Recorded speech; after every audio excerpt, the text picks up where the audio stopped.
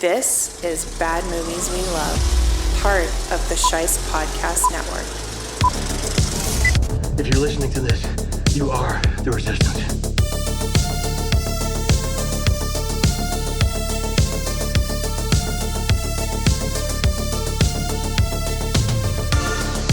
Hello, Bad Movie lovers, and welcome back to Bad Movies We Love. I'm your host, Nick Scheist. The master of this stupid stuff! While we take on plenty of stupid stuff here on the show, part of what we're doing here in 2026 is the inclusion of some good movies we love. Finally. While this subseries is going to be a members-only exclusive for Bad Movies We Love Resistance frontline members moving forward, I wanted to share the inaugural episode with you all since it's part of Horror Month, and I just wanted to get it out there. If you listen to the episode and you think, hey, I want more of this, make sure to check out the show notes for sign-up details.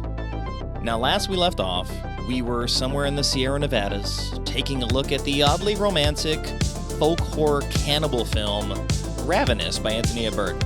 And this time out, I was joined by Josh, Miranda, and Joel from the Weekend at Deckard's podcast to dive into another adaptation of the story of Alfred Packer, the Colorado Cannibal, and the most expensive breakup song ever, as we take a look at Trey Parker and Matt Stone's student film turned first feature.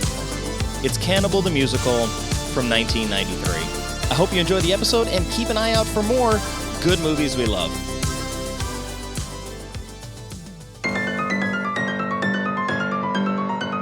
Wow. What are you watching? Like, what is this? This does what movies are supposed to do. It takes you out of your current situation and entertains you. It's like someone's like, man, can't believe you like that. B-horror, dark comedy, folk horror, parody, comedy, horror, musical, thriller, western. What do three people know? Like, get out of my face. Or maybe less Cyclops squirt. And it just wouldn't stop squirting. I love to quote Patton Oswalt when he says, it doesn't matter how smart you are, it doesn't matter, highbrow you are, everybody loves dick and fart jokes. Alfred Packer, do you have any last words? Yes, I do. Right. Make it snappy. Probably the most important thing is that when things get really bad and the world looks its darkest, you just have to throw up your hands and say, well, all right. Because it's probably going to get a whole hell of a lot worse. Jolly good speech. Now let's get on with the hanging.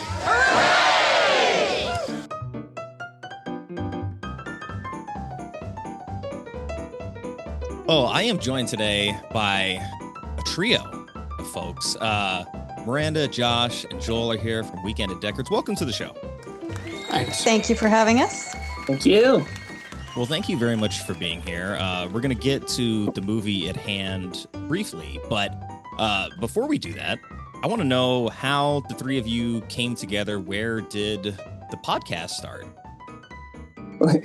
Well, we came together at birth, I guess. Hey. Yeah, we're siblings. Oh well, that helps.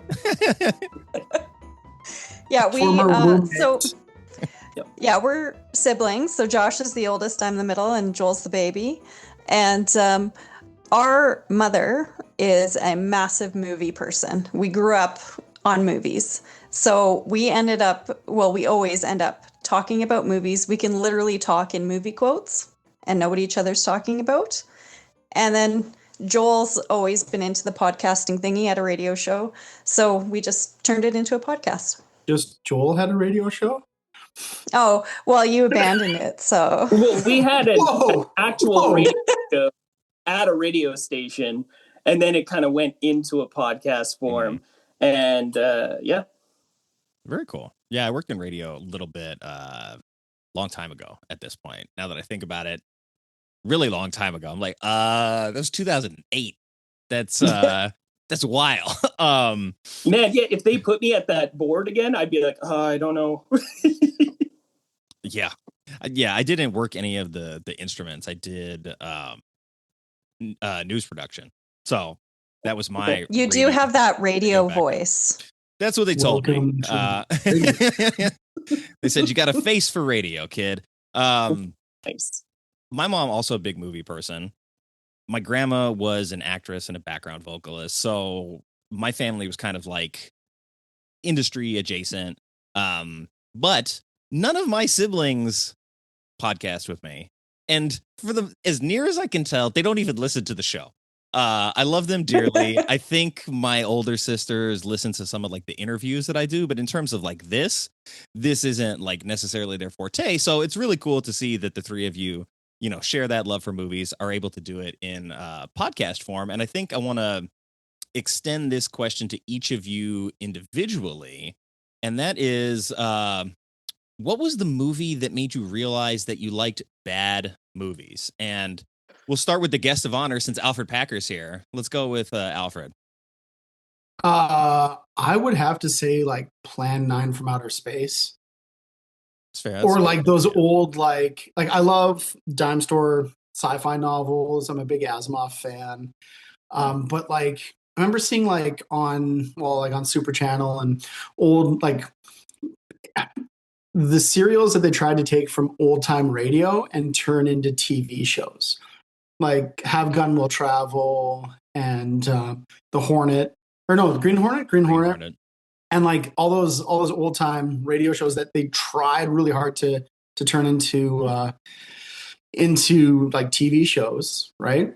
Those I remember like being really into those. Our mother was mentioned. Her father was the one who would take her to the theater all the time. So when she had kids, she would take us to the theater all the time, kind of thing.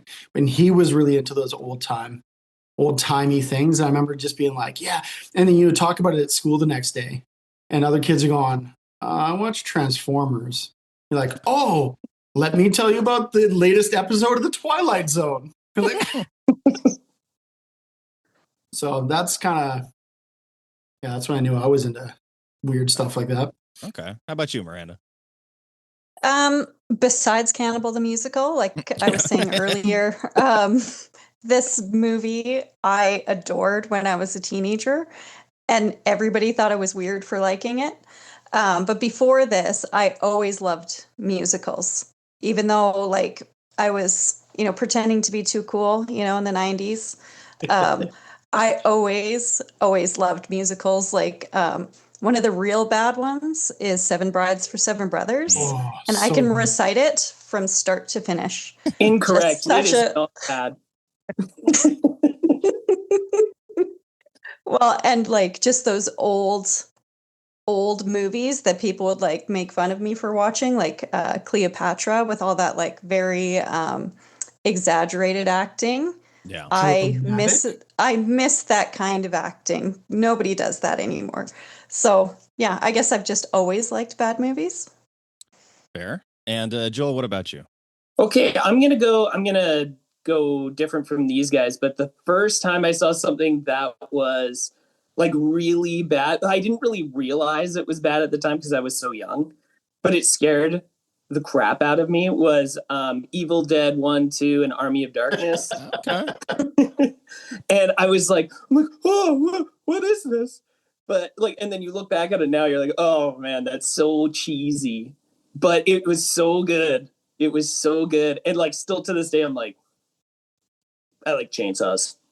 Yeah, still one of my favorite franchises, I think, overall. Yeah. And I think, interestingly enough, that's a funny example because those are movies that I think at the time they came out were probably much more widely considered to be bad movies because of them existing within the horror genre already, and the fact that maybe they're like a little bit cheaper than some of the stuff that's at the top of the food chain, so to speak.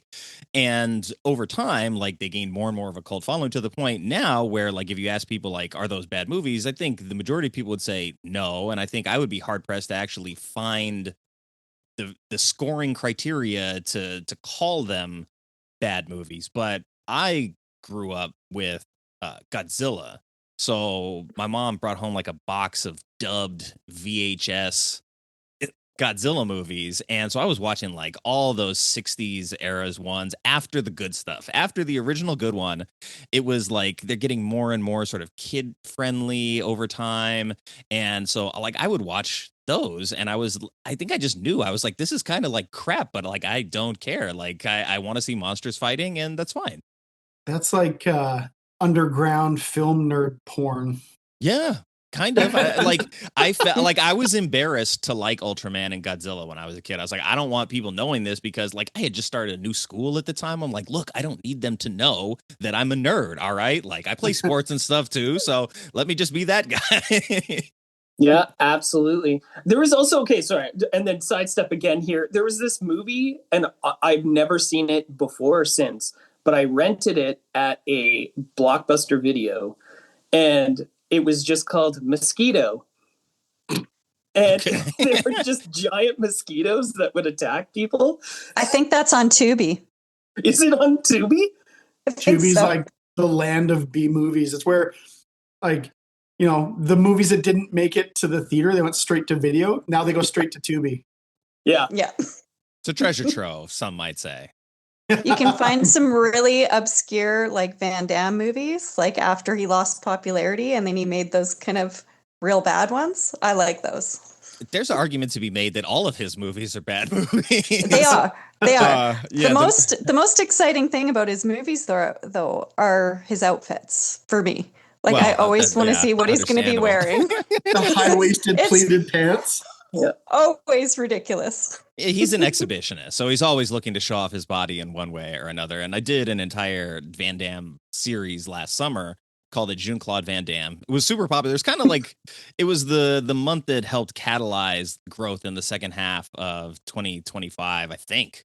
Was it? Yeah, no, it was 2 years ago. So that was one of the ones where it's like I'm first really dialed into a theme. And then looking at it, I'm like, there's a lot of movies that I wanted to talk about. There were Van Damme movies that I didn't get to, like Double Team. You need to do a part 2. Yes, I'm planning on doing it this year because he's got a bunch. And I think I could probably do it every year for a while and probably be covered. But sadly, we're not here to talk about Jean-Claude Van Damme. I mean, the inclusion of Jean-Claude Van Damme in a movie like this would have been awesome. But we are he here. He could have played Frenchie. Yeah, exactly. Yeah. But we are here to talk about Cannibal the Musical from 1993 or 1996, depending on how you're going to look at the release. Directed by Trey Parker, written by Trey Parker and Matt Stone, and starring Trey Parker, of course, Matt Stone as well, Dian, Bachar, and Stephen Blackpool. So this is the movie that the three of you all unanimously agreed on was the one that you love. And in a weird roundabout kind of way, it's not a bad movie. So fortunately, I started tinkering in what I'll call like the off season of the show. And so I'm going to be doing some more good movies we love this season on the show. And this is going to be the first one. And for me, I think I can look at this movie and be like, yeah, I can see why you'd say it's a bad movie. But it's another one of those, I think similarly to Evil Dead, that at the time that it came out was sort of looked at for the budget and the idea and the kind of zaniness and just discarded, but over time has gained a lot of traction to the point where like mathematically it scores outside of the range of what I would normally consider in my bad movie wheelhouse for the show. Cool. Yeah, I think it's I agree with you, but I think the thing that would probably lead people to think it was a bad movie is the camera work, which is like it's good, but it just looks like from our perspective now kind of looks like it was just all filmed on like I guess like an iPhone would be better than that now, but yeah. I was going to correct you. You mean camcorder work? Yeah, that's right. Yes. Camcorder. Right. Here we go. You use the tools at your disposal, and so credit for ingenuity. This started as a student project, right? And then got developed into a feature. So like it has a lot of the hallmarks of maybe student film stuff, which I think is a wall for a lot of people. You can't maybe get past the way that it looks to get to what the movie's actually trying to do. And look, honestly, first time I watched it. So yes, I'm seeing the wall physically and I'm like, I know I have to get past this hurdle of the way that it looks. And like, I don't know if I'm watching like a very old version of it that was converted. I don't remember if I watched it on Tubi or Canopy or something, but like, yeah, the actual quality of the film, it looks like I'm watching a TV from 1993. And so I'm like, Yeah, okay, that's a bit of a struggle. Yeah, that's right. Like that's why I think people would be like, oh, this is what is this? Oh. Yeah, budget wasn't there, and I mean the wigs. You know? Yes. Look, it's like stumbling across a well-written novel in like a heavily Xeroxed like college newspaper. Yeah, no. You know, you stumble across something, you're like, this is a really great story, but you're like, why is it in this format? Like something like that. That's a good analogy. I like that. And yeah, for a movie that is what it is, you don't have to really base this movie on a true story. Even if you do, you don't have to make this kind of movie be fairly accurate in terms of its depiction of the sequence of events. And so those things tell me that Trey and Matt, in making it, obviously were not sort of half-assing the back half of it. When they're actually shooting it, like, there's only so much they can do. They're limited by budget. Like, they have their friends and their professors involved in making it. So there are restrictions when it comes to like what we actually see on the camera. But when you start listening to a lot of the dialogue, I think is where their chops really shine through, and where you see the basis for stuff like how their humor is going to work in South Park, how they develop something like Basketball later, or Orgasmo, right? How they do the South Park musical during the run of South Park. Yeah, Miranda, go for it. Well, I was just going to say that the music is actually what shines in this movie. Yeah. Like, Trey Parker is actually a very good songwriter. I know they're all jokey songs and the lyrics are hilarious, but I like the songs. Like, I think they're very good. There's something to be said for making like a catchy musical song. Like, my wife and I have season tickets to the theater out here, so we see a lot of musicals, and a lot of them don't have that element to them where it's like the voices are good and the production of the song is good, but there has to be something, I think, memorable about the way that you write the song. And so, like you said, they do it in a very jokey way, and I think it maybe alleviates some of the burden of trying to ascend to some of those like big famous musical numbers from a lot of other musicals. But in doing so, that freedom, I think, is actually really rewarding for them. And especially you see it in stuff like this. And, you know, listening to the commentary track about how he developed the main song, Spadoinkle Day, right? He said he had it all laid out and he just had like a blank on the page and was like, I don't know what word is going to go here. So during filming, we had to film it. And I just said Spadoinkle, then showed it to everybody. And they're like, no, that's the lyric. You have to keep it.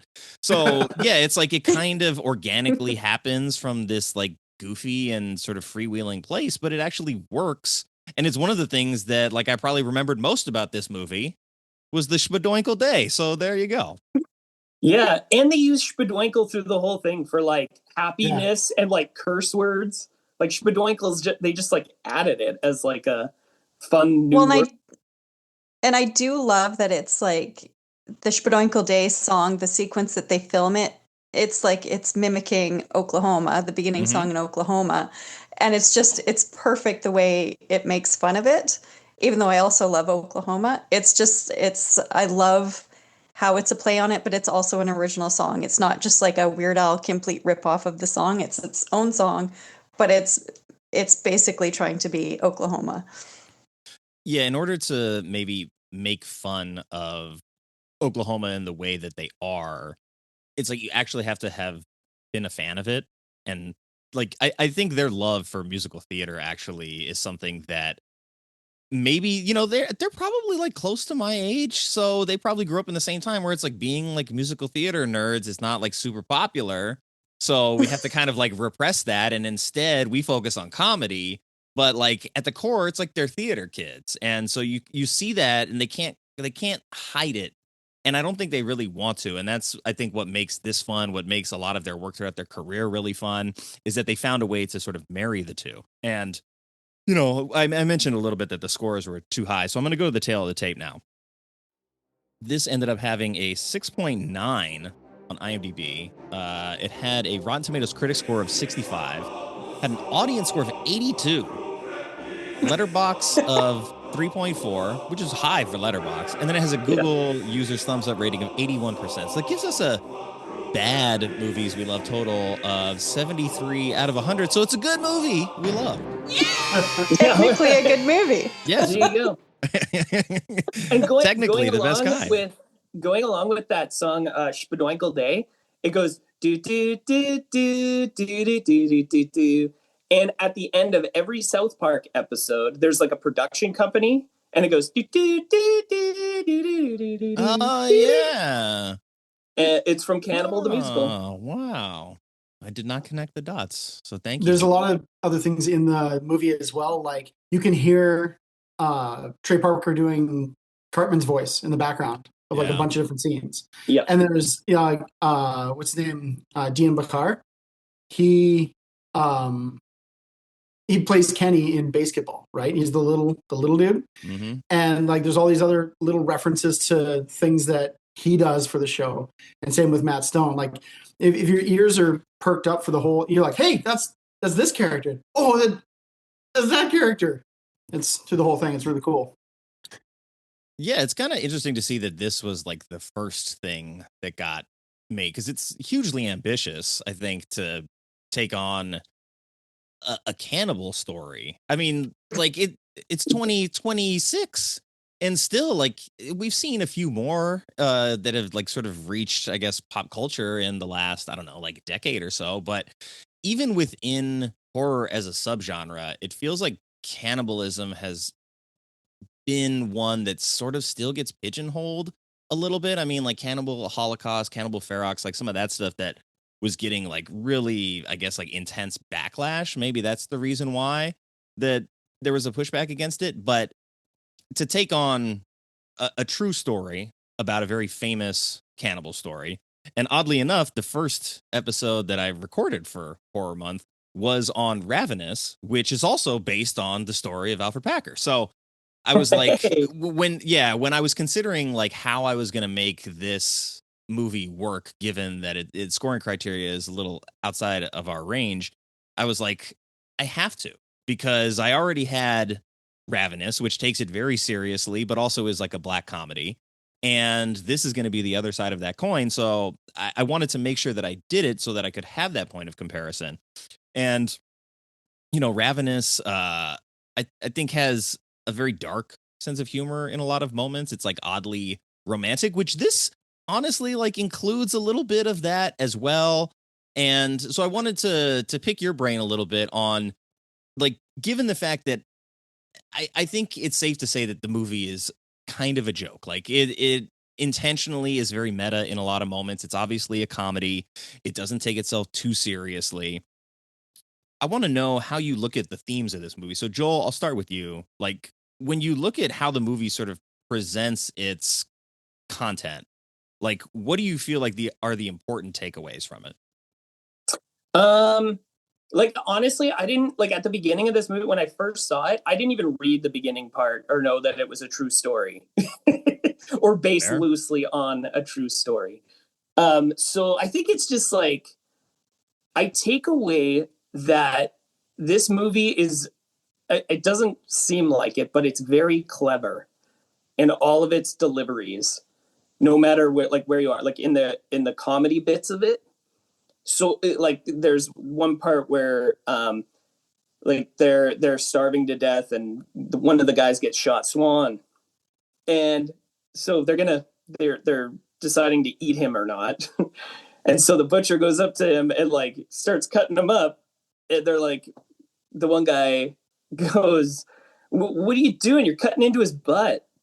And he's like, "Well, what kind of piece do you want?" He's like, "Well, not butt." It's like, why would you, like, I mean, if you're a cannibal, or if you're going to eat somebody, what does it matter? But, they have to focus on like, well, I don't want to eat his butt.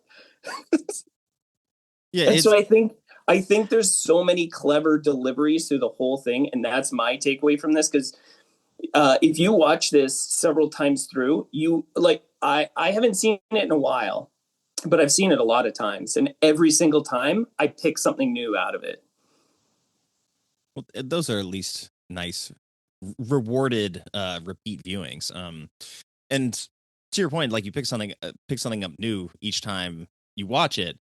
For me, I watch it with the subtitles on because a lot of the time, especially when I'm doing prep for the show, the subtitles will tell me something that's happening that I find value in. Like there'll be times where it'll name the song that's playing in the background. So it's like, oh, it saves me the legwork of looking that up. And in this case, obviously the subtitles were done much later, but the subtitles say Cartman voice at certain points in the movie. And I'm like, that's an interesting way to sort of, I guess, like chamber something for the audience that is watching with subtitles, because it's not something that you just pick up on with your ear, or the way that Matt has his afro like tucked under his hat, and you see a lot of that like reflected in the South Park character later on after this.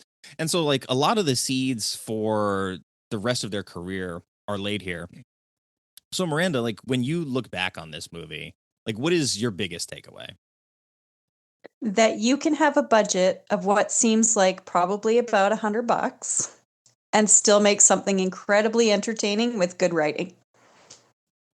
Like, yeah. I know that it was silly, and I know that, the acting was horrible, but the dialogue was funny, the music was good, and I am always entertained from start to end every time I watch this.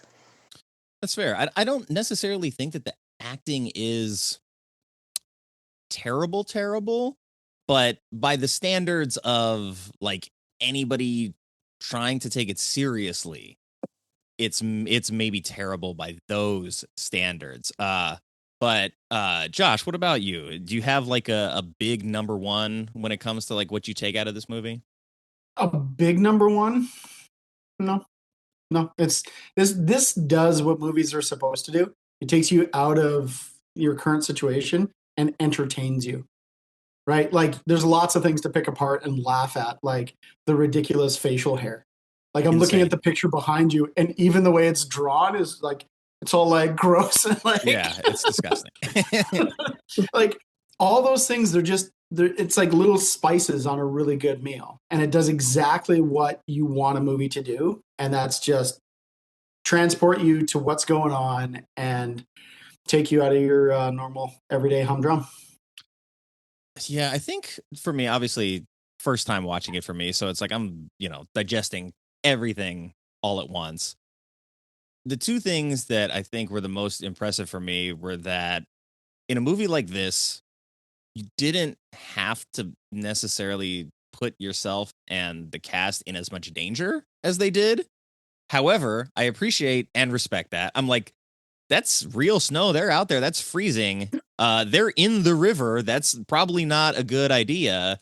And they're in the commentary. They're like, oh yeah, we would never do this again. It's a horrible mistake. But the idea that you're willing to take these huge risks, maybe out of ignorance, because this is the first one, you're like, okay, we got to learn from this. It's probably not going to be that bad to cross the river, right? And then I think number two would be the style of humor, in that it seems to always be pushing the envelope past what the story necessitates, right? Like in writing this, you're obviously sort of like plotting the actual like story points that you need to go through. You write the scene, here's the jokes that are in the scene, and then it's like there's always sort of one on top of whatever is happening. And like a good example of that, since you mentioned the facial hair, is when Alfred just like rips his mustache off and is like, look guys, Abe Lincoln.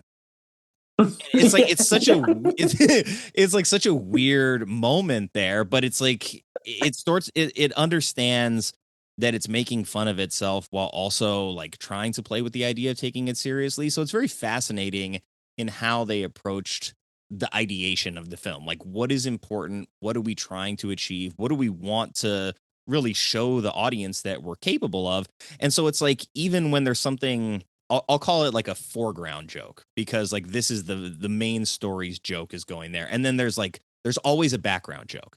And so that to me is like, it's really testing the waters for the audience of what is your tolerance like for our style of humor? Because if you're into it, it is layered and you're going to see all that stuff in the background. However, if this is offensive to you already, you're going to hate every little extra tidbit of that. And so I got to say, though, I was really happy that the guy got to build his snowman, because he was so excited. And like when I actually saw it, I was stoked. I was like, oh, yeah, he gets to build his snowman. Yeah. Well, and it's also not a movie that's just jokes. There is a plot and it moves along. There's, the trappers that they have this rivalry with, because diggers and trappers are rivals. And they say it like we're supposed to know that. Ain't no digger horse, you trap a horse. And, there's a whole court case, and, Polly comes in as a hero at the end to save him. And, there is a story. So they did take it serious enough to write a plot instead of just relying on the jokes, even though it is heavily relying on the jokes. Right, they don't just rely on it. It follows the story. He builds the snowman, but he does that tapping noise with his feet. And then later on, they call it out. They call the joke out, right? Yeah. So they're like, how did Swan make that tapping sound with his feet? Yeah, and I'm curious. You guys think what I'm thinking? Yeah. I'm curious if that stuff developed organically, in that, like, as they're filming and watching the dailies, that it's like, this is sort of funny and they're naturally funny guys. I mean, like, the whole commentary is them getting drunk and just sort of like riffing on the movie. And so I wouldn't really be surprised if a lot of that stuff developed organically in the process of like filming, watching, maybe, doing retakes on some stuff, because they filmed this over a course of several years, if I'm not mistaken. So I really wouldn't be surprised, based on who they are, if that was sort of the style. But those jokes, those meta jokes that are like, they're not necessarily breaking the fourth wall, but they're knocking on that fourth wall. And they're definitely talking to the audience about it. It's a weird way to put it, but it's sort of asking the audience, in my opinion, like, how much are you paying attention? Because yes, this is a joke and it's funny and it's ridiculous in a lot of ways, but we are testing you in terms of your tolerance for the humor and how much you're actually invested in what's going on. Because if you're not paying attention, you're going to miss a lot of that stuff. Like, those extra jokes are going to kind of like fall off the bone, so to speak. And so I appreciate that in making the movie, they wanted to really like throw all this stuff out there and like test the waters, because we see now that I think it was a good investment. Obviously, like, their career trajectory beyond this is very high, so they made all the right decisions. I want to take a moment here to just set the table for the audience, because this is a well-liked movie, maybe not necessarily as well-known, even though it's by some well-known people. And so originally it was titled Alfred Packer the Musical, because in Colorado it's famous. Outside of Colorado, not so much. But Cannibal the Musical began as a 3-minute trailer that Trey Parker made for his college film class, expanding on an inside joke, and then turned it into a full feature after raising about $125,000 for it. They shot it on weekends and spring break in 1993 across Colorado, and the production was as chaotic as the finished film. Cast members were nearly swept away in icy rivers. There's fights that broke out on set. An avalanche delayed the shoot, and Parker himself suffered a hairline hip fracture after being thrown from one of 35 different horses, apparently, that were used in the film. The courtroom scenes were even filmed in the actual courthouse, supposedly, where the real Alfred Packer was tried. And the film premiered in Boulder, Colorado in 1993, complete with a fake animal rights protest staged outside the theater. And while it didn't reach a wide audience at first, it caught the attention of Pam Brady and Brian Graydon, who later encouraged Parker and Stone to develop a TV series inspired by it. But it was a pitch that Fox ended up passing on. In 1996, Troma Entertainment released the film under the new title, fearing no one outside of Colorado knew who Alfred Packer was. Distribution was initially limited, but after South Park took off, Cannibal found a cult following through VHS, DVD, and even a PSP UMD release. Home video editions became famous for their extras, including the legendary Drunken Director's Commentary, where Parker Stone and much of the cast get so drunk that the commentary periodically cuts out. Troma later crowned the film the first entry in its Tromasterpiece collection in 2008, packed with hours of bonus material. And in 2024, boutique labels Vinegar Syndrome and Refuse Films announced long-awaited Blu-ray releases, including new remasters and archival features. Meanwhile, the movie quietly built a second life on stage. Since the late 90s, Cannibal the Musical has been produced by colleges, fringe festivals, and theaters around the world, from off-Broadway to Rome, Germany, Ireland, and beyond. Some productions leaned into the splatter musical roots, even offering audience gore zones. The show toured nationally in 2017 and continues to resurface in regional theaters, including a 2024 production in Matt Stone's hometown of Littleton, Colorado, less than a mile from Alfred Packer's actual grave. So what started as a scrappy student film has become one of the strangest, bloodiest, and most enduring cult musicals, maybe cult films, of the modern era. That's awesome. Yeah. I didn't know half of that stuff. Again, we nerd out about it. We've been watching it since the, mid 90s, but of the people we know, we're the ones who know about it. And that's pretty much it. Yeah. Yeah. Every time I ever tried to show anyone, they were like, "What are you watching? Like, what is this?" Did they finish? And not quite often not, but, there's lines from this movie that I use still to this day, that just come up. It's one of those movies where when I put it on, which probably 90% of the movies that I'm going to talk about on this show, when I watch it, my wife is like, "What are you watching? What is this?" And I was like, "It's a musical. It's the South Park guys." And I was like, "It's about cannibals." I'm like, "It's probably not going to be that graphic." And then it's like, it kind of is, but it kind of isn't. I'm like, it gives the graphic gore content warning in the beginning. And I'm like, does it need that though? The realism isn't there to the point where I would say it's offensively graphic. But my wife saw the first 30 seconds where he's ripping the guy's tongue out, and she just looks at me. She's like, "No."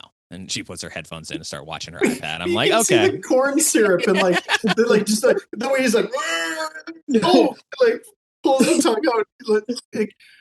It's over the top, stupid, but yeah. But did she see the part where he's beating him with his own arm or whatever? You can, if you listen closely, he goes, "Jeepers, Jeepers, what are you doing?" Yeah, I mean,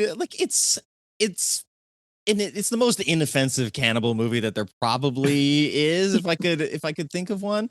But yeah, it sets the tone early. It spent a lot of its makeup and prosthetics budget early to set the table for us. And so we get the most graphic that the movie probably is that moment in the beginning. There's some grosser stuff here and there later, but nothing that ever is I guess viscerally upsetting maybe the dude's eyeball shooting stuff all over. That was probably the grossest thing in the movie to me, was that it just wouldn't stop squirting. They're all standing there and it's just squirting on them. You're looking at my eye. Yeah, that's a great bit in this movie, and I didn't anticipate that being the thing that sort of it didn't make me queasy, but it made me sort of disgusted in a healthy, respectable way. And so I appreciate that the movie does that. It has fun with the sort of nasty elements about it. It treats it with some reverence when it needs to treat it with reverence. And it tells the audience that it's okay to have fun with a story like this. And not that it's, an apples to apples comparison, but The Testament of Ann Lee, which just came out around Christmas time, is a story about a messianic figure in the Quaker movement. And it's very dark and it's very surreal. And that's a musical that I wasn't expecting it to be. And so the fact that it took this story and put it into a musical format, like, again, not an apples to apples comparison, but not feeling shackled to a specific genre, I think gives this a freedom. And I'm looking at it now. It says B horror, dark comedy, folk horror, parody, comedy, horror, musical, thriller, Western. And I feel like all of those things are appropriate because it is all of those things. It's everything. It's everything all at once because they had no sort of, like, they weren't tied to any sort of idea. They made all of the ideas all at once in one movie. But at the same time, if anybody said, is this a horror movie? I'd be like, no way. Like, not in any shape or form. You know, it's like, well, we've mentioned it before, like watching your friends, you know, the movie they made on their iPhone. Would you say that's a horror movie? That's, you know, no. Yeah. For the purposes of what we're doing here, this is going to be included in horror month, so it is a horror movie. Okay, it's totally a horror movie. Oh my! Like, this is probably the scariest horror movie I've ever seen. Yeah, man, I was so scared. Yes, I think the intent of the movie is not necessarily to horrify or to scare anybody, and I think that is important when you really want to get into like classifying things that way. But I think comedy, horror adjacent are fair assessments for this. And whatever, it's cannibals. I can do what I want. It's my show. So I'm going to put it in horror month. But yes, I did send you the rundowns. I asked you to prepare synopsis haikus for this movie. The boys left it up to me. No. Yeah, we were like, I did it. I did one. Too much. Let's just get. Oh, Josh did one though too. I did one. Good. Awesome. Oh, man. Okay, well, fine. Well, Joel, you didn't do your homework. Odd man Okay, out. Randy, Okay, sorry. mine is diggers sing great songs, trapped in snow, team gets eaten, Polly saves the day. I like that. Okay. I like that. Okay, It's my the whole haiku movie. is to Breckenridge they must go. Colorado territory for gold in great amounts. Alfred Packer accused of murder. Very nice. Oh man, I didn't prepare anything. I'm so sorry. It's all right. Well, you called me and you said, "Can you do that for us?" Well, no, I was like, oh man, maybe it'll be too much if all three of us do it. I'm like, why don't you just do a haiku? And then I was like, okay, cool, it's covered. It's taken care of. That's enough of that. Yep. Okay. Well, I always prepare one as well. So, Alfred's been naughty, lost Leanne and eating friends. It's his song to sing. Oh, Oh, Leanne. Yeah, Leanne. we need to talk about Leanne. Okay. We have to. Because I asked you earlier about like biggest takeaways from the film and themes and stuff like that. And so it wouldn't have been mine necessarily the first time, but like as I listened to the commentary track and as I read more about this, and I think one of the things I saw quoted was like most expensive breakup song ever or something like that.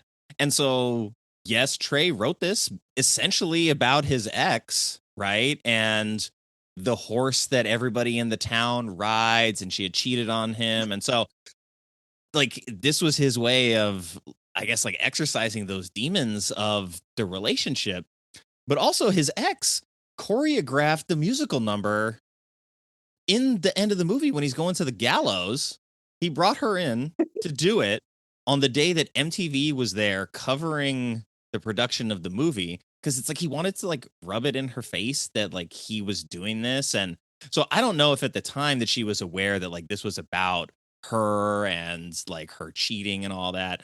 But as the commentary goes on, not to his credit, but Trey gets progressively drunker and more focused on sort of bashing her, I guess. It's like it's not a great look, to be honest, but he does mention that he's like, yeah, she cheated on me, and then she was like he's with the manager of like this sandwich shop now, and he's like, well, I'm worth $7 million.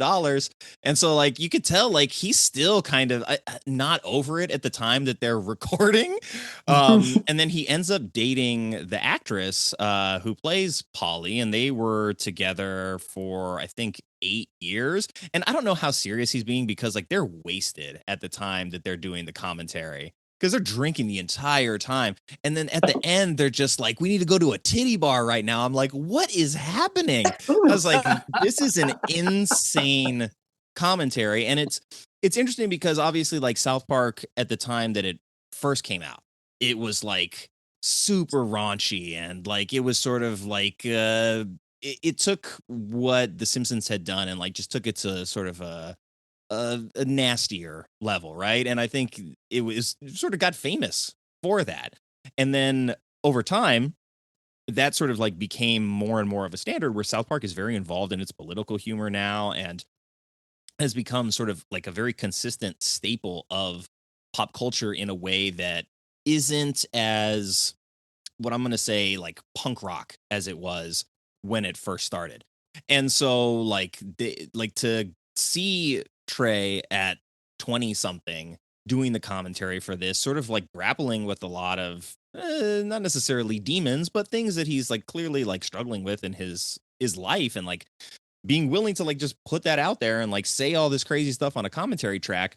I think you see some of the fire that fueled the vitriol that made South Park what it was in those early 90s years. Very cool. Yeah. Yes. Also the song that he sings about his horse is the best song in the movie. It actually got stuck in my head for like the last 3 days. I couldn't stop singing it. Wow. It's my favorite song. Good. But you know what? I think those dudes, I mean, I don't know them personally, but I think Trey Parker, that guy can hold a grudge pretty well, because I think it was Matt Stone that was interviewed in Bowling for Columbine, because he's from that place in Colorado. And then I guess Michael Moore had asked them to do like this small little cartoon strip for like 10 seconds long or something like that. And they didn't end up doing it. So he had gotten someone else to do it, but he made it look like South Park. And I guess they did not like that very much. And so they were getting interviewed about, I don't know, something. And they're like, yeah, Michael Moore sucks. Also, he's fat. And I was like, whoa. All right. Yeah, I mean, I think also in the commentary, what I heard a lot of was stuff that is not entirely unfamiliar in circles of young drunk men spouting off things. So it's not, I wouldn't say it's entirely innocent, but it's not maybe as mean-spirited as it seems. But it does have some moments where it's kind of like, I'm surprised that you were willing to put this on a commentary track for your movie. And I would be curious to, knowing like who they are and sort of the fact that they don't really care, I think, that much about their public perception. I would be interested to talk to them now and be like, looking back at that commentary track, like, how do you feel about that, that time in your life and your decision to do that and some of the things that you said? Because like, they mentioned one thing where they said they filmed sort of the scene where they're all like, they took off their wet clothes and they're all like naked in sleeping bags together. He said they filmed that in a dude's backyard, and that guy flipped out on them and like pulled a gun on them because they're like, yeah, we're going to film this scene in your backyard. And that guy's like sitting there probably watching them all undress and getting to like sleeping bags together, and started flipping out. And so it's kind of wild. And yeah, I would just like to hear more from the two of them about maybe their experience making it at the time, in maybe without them being completely shit-faced. It's funny how that's what you would jump to, is like pulling a gun on all these naked guys in your backyard, instead of just being like, I'm going to close the blinds. Right. It's like, yeah, if they paid you to use your backyard, just like, man, who cares? Like, close the let them do what they're doing. That's it. I think the brashness and the courage of youth spawn a lot of things. Yeah. Like, I mean, being involved in stupidity as a young person, making, home videos and doing dumb crap. You're like, it gets to a point sometimes where you're happy to do dumb things just to be on camera, like just to be on film. Yeah. Be like, oh man, this is going to be rad. Turn on the camera. I mean, that was the 90s for us, is we filmed everything we did. Like, no matter how stupid, it was just the camera was always there. Yeah, there was no stop. There was no stop button. It was just, it'd be like, okay, guys, I have to go pee, and then the camera would just be like the person taking a pee, and then and then back to business. Yeah, I've got a friend that's like that. Like, he never didn't have his camcorder with him. He'd like start freaking out that he didn't have enough tapes. It was like a crackhead looking for more crack, but it was like tapes. He's like, oh, dude, I'm going to run out of tapes. I'm going to run out of film. We got to go. We got to go get some. Yeah, the stop button was the tape. Yeah. Right. So, I mean, like, when you hear them tell stories like that, like, I know it would be interesting to hear what they said about, their experience a little more sober, but like, sometimes all you need is a little bit of courage and a funny idea and some friends to support you. And you're like, okay, let's go. It obviously worked out well for them, right? I'm sure like they don't regret what it did for them as creatives. I'm just personally curious now that this is oh my God, it's like what, 30 years ago? Yeah. So I would be curious to just like, given the fact that what I said about them being sort of like punk rock, sort of avant-garde style at the time, to the place where now it's like they're kind of like the establishment, not in a bad way, but like they've been around forever and they are very much part of like the zeitgeist now when it comes to political topics, stuff going on in the world. So I'd be curious, just because they have matured a lot since then, to re-examine like what was going on at this time and sort of like some of the decisions that came with this movie. So that's just more of like, I don't know. I talk to filmmakers about this kind of stuff, so I'm curious. Speaking of being curious, usually what I ask people on the show is to speculate as to why you would think this movie is a bad movie. However, this is not a bad movie, technically, based on the numbers that we brought to the table. So I'm going to ask you to just give me one thing that you believe vindicates this film as a good movie. Let's start in the middle with you, Miranda, this time. I mean, I've said it a few times already. The music makes it a good movie. The effort they put into just the music makes it a good movie. The writing makes it a good movie. That's but fair. Also, I'm gonna also say why people consider it a bad movie. Okay, that's fair. Let's do that. The low budget, the kind of acting, the wigs, the googly eyes on the trapper's hat, and it's almost like they leaned into that. They knew it was going to be a bad movie, and they just leaned into it. They just went with it. So I say it's like the best bad movie ever. Okay. Hey, it's up there. It's such a bad movie that it's actually turned the corner and it's a good movie now. Exactly. It's gotten so bad that it's good. Yeah. All right. Josh, I'll ask you the same. Is there one thing that stands out to you that vindicates this? And then, yeah, you can speculate a little bit as to why someone would say it's a bad movie. The Spadoinkle. The Spadoinkle. All about the Spadoinkle, man. Like, when you use the word Spadoinkle and there's like one other person in like a room filled with like, 150 people, and one person goes, ooh. Right? Yeah. It's this uniting thing. It's like, when the first day you decide you're going to, be into punk, and you show up with a sleeveless leather jacket, and there's that one other kid that goes, ooh. Like instant friends, right? Instant friends. It's all about the Spadoinkle, man. Yeah, shorthand. I like that. Yeah. I think beat that one, Joel. Yeah. Oh, I'm sorry. Whoa. I think they started making this movie, and I think they wanted something specific, but as they went, it just progressed because like at the beginning of the movie, they were like, hey, have you found any gold yet? And they're like, not in this gosh darn canyon. Right. And there's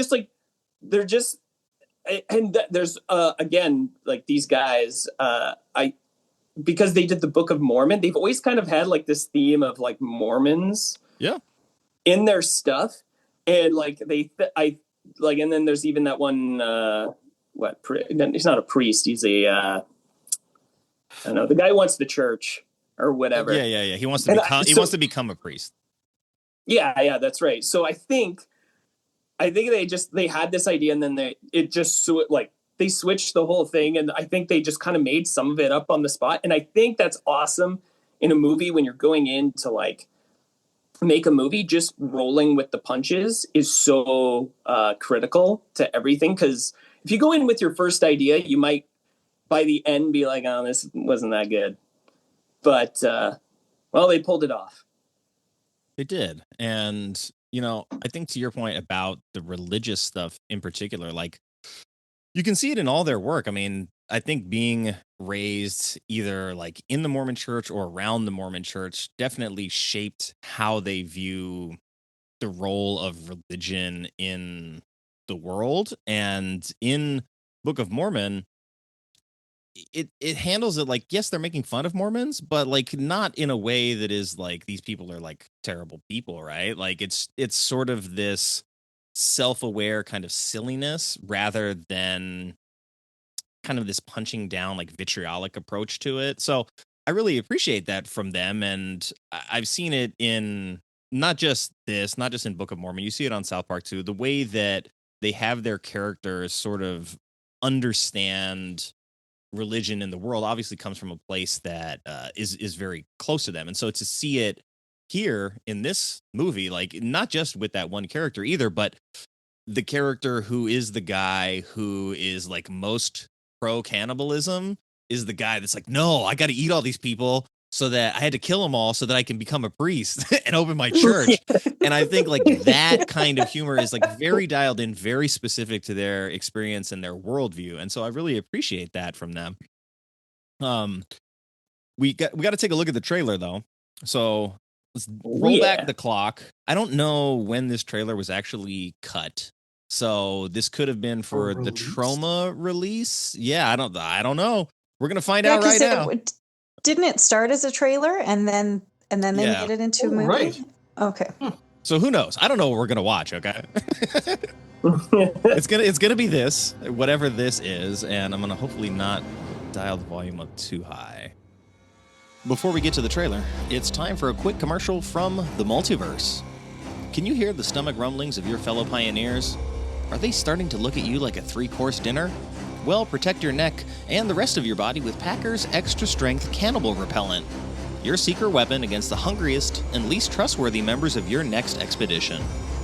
Made from highly concentrated denatonium and benzoate and mixed with aloe vera extracts for skin health, it makes your flesh undesirably bitter while keeping it protected from harsh winter climates as well.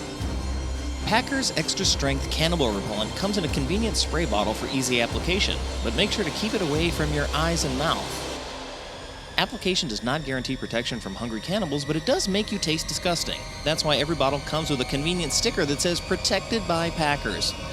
And even if you find yourself murdered by a fellow pioneer desperate for a meal, every bite of you will be bitter and increasingly neurotoxic, so you'll have the last laugh from beyond. So don't wait. Get Packer's Extra Strength Cannibal Repellent now. And now, back to the show.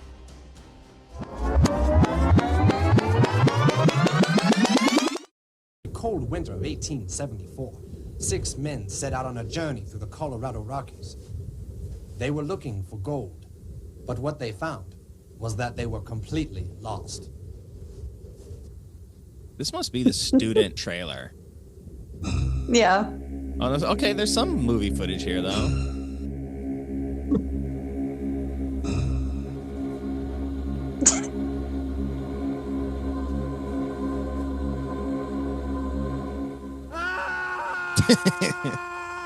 I want to think about it now. Yeah.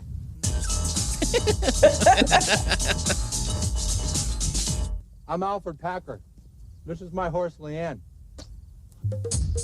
In the tradition of Friday the 13th, the wigs. Part 2, and Oklahoma, comes the first intelligent film about cannibalism. Gross, Packer. So let's build a snowman, we can make him our best friend. We can name him Shannon, Shannon Wilson Bell. We can make him tall, or we can make him not so... I'm shatterproof. There's nothing you can show me. Oh yeah, this rap song that was not included in the final product. Yeah. Thank you. Wow. Wow. Yeah, you know what my first pick out of that is? Is there's a character in those trailers that's not in the movie. Like there's like with the guy with the sombrero. What's he doing here? Don't know. So yeah, it looks like it was like sort of mixed footage between stuff that they shot for the original trailer and then when they were shooting for the movie. Because like even some of the facial hair styles, I'm like, I don't remember that exactly. Granted, I've only seen it once, so it's like I'm not an expert or anything. But yeah, an interesting mix. That rap song that was written was not included in the final version, which probably for the best, but nonetheless, an interesting trailer that I think conveys the attitude of the movie, maybe more so than anything else. Because I still think from that, it's like you really don't know who like Alfred Packer is. It's not really trying to tell you that it's about this famous story about Colorado specifically. But I mean, like you get the gist that it's in the mountains, there's cannibalism, and it's gonna have sort of fun. I like the tagline of the first intelligent movie about cannibalism.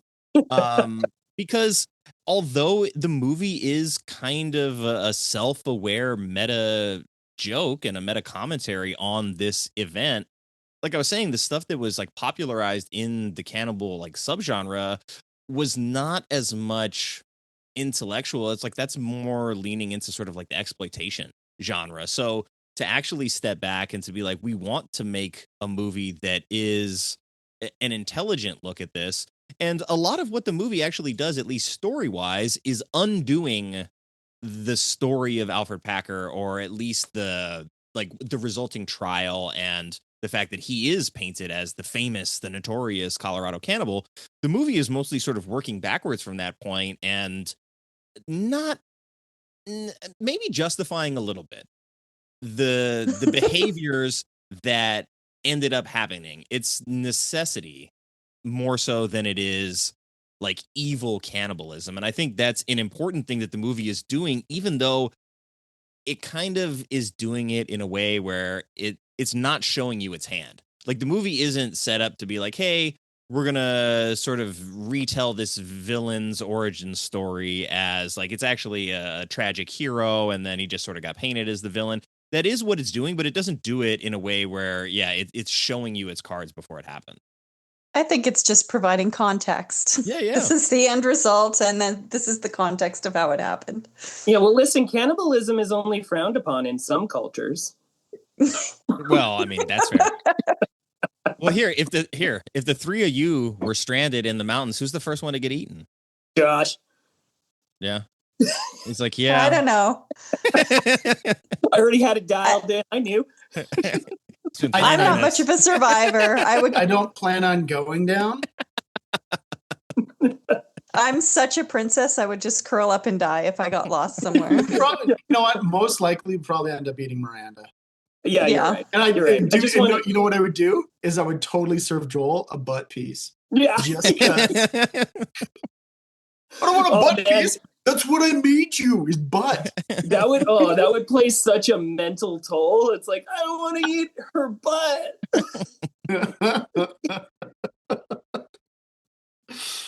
Well, the family that cannibals the music together gets to cannibal together. That's right. Yeah. That's what I'm told. That's very yeah. I started laughing as soon as you pressed play on the trailer, because that's how all the other trauma trailers are. Yeah. They start with the weird orange cityscape background, and like it's like the VCR tricks where the letters are like like I don't know if we're gonna talk about it later, but I've seen a lot of trauma trailers, and so as soon as you clicked on it, I was like, yeah, here it is. Well, we're gonna talk about some of that right now because I didn't champion for this film. Joel, I think it was you who I was mostly talking to. Yeah. if I'm not mistaken. Yeah. And you seem to pick this one very quickly because obviously it's important to all of you. But I guess what made you want to talk about it for a show like this, right? This is what I would say is sort of like a deep dive show where we really get into like a lot of the themes. And I think, granted, yes, mostly what I talk about is bad movies, but I think what we do here that sort of makes it different than a lot of other bad movie podcasts is like we talk about bad movies as if they are these respected things that we actually like and enjoy versus like, oh, here's this piece of crap that we want to like kick while it's down. Like that's not the idea of the show. And so I think you understood that right away. And you were like, here, I want to talk about this movie. And so like, what was the thing that sparked in your mind when we started talking that you're like, hey, I want to do this? Oh man, all the stars just kind of aligned because there's a handful of movies between the three of us that we could almost quote from start to finish. And going off of the basis of your podcast, I knew that one of those handful of movies is Cannibal the Musical. And as soon as you were like, what movie? It was pretty quick. I'm like, it's that one. I didn't even talk to these two about it. I was like, this is the movie. And then when I told them the movie and that we were going to be on here, they were like, oh, perfect. That's perfect. It just worked out that way. And it was awesome. There's like a couple other movies that we could do that with. Like, I think, because we want to do 1984 Dune. Yeah, I saw that. All of us, I think, have seen that a million times. And that's going to be a hard episode to get through because, where do you start? It's going to be like a 6-hour-long episode. Yeah. Yeah. See, just already. Well, because this was a family movie for the three of you, like, was this sort of something that you all came to individually? Is this something that you said you had rented it a bunch of times and you just got gifted it from Blockbuster, Miranda? Was this something where it's like one of you showed it to the others, or was it something that was like, for me, like my family had like all like the old Disney stuff. There's a weird movie that my sisters really loved where like I had never seen it, but the three of them loved it. And so I'm just curious, like, who was the first one through the wall and was like, look, we got to vet this for the rest of them. Yeah, it was Miranda. It was Miranda, yeah, for sure. Yeah, and she's like, you have to see this. and so then I think she showed Josh, and then I had like kind of been in and out of like the room while they'd watch it, and they'd like continuously watch it. Like, I think I remember you like watching the movie and then just starting it again. There was a few movies that I got really addicted to like that. Like this one was one where I'd get to the end of it, rewind it, watch it again. And the other one was 12 Monkeys. I was obsessed with that movie. I couldn't watch it enough. But I think it was a friend of mine. I can't remember exactly who, but they were like, this movie is wild. You got to watch this thing. And then I had to spend a few months in, you probably don't know where this is. It's where Joel lives. It's called Salmon BC. It's a beautiful place, but there is nothing to do. And so I was at my aunt and uncle's and I went to Blockbuster and they had this movie that my friend was like, you got to see it. And then that just became my whole summer is that movie. And then when I got home, of course, Josh, you got to see this movie. And then Joel is a few years younger than us. So he's like way too young to be watching that movie. But of course, he sees everything we see. Speaking of way too young to watch a movie, like earlier we were talking about, the effects it has on our life and like, how it kind of unites us. My children have seen this movie. They're 15 and 18, but they saw it a long time ago. So actually, I double checked when I was watching this movie. My daughter, who's 23, came in and I was like, you have seen this movie, right? Like I didn't miss anything. She's like, oh no, I've seen this. Sprinkle Day. Yeah. Like, okay. Yeah, I've done my job. Yeah, raising them right. It like the the thing that unites us about it is uniting them with other people in the exact same way, right? Because like it's a very like cult classic. Like no one like well after you read those all the stats about the movie, like I was amazed because again this is a movie just we know about. So like when it's uniting them in the exact same way in that weird underground way, I'm like yeah it's cool. Yeah, Cool. I wonder feel how many generations it'll do that for.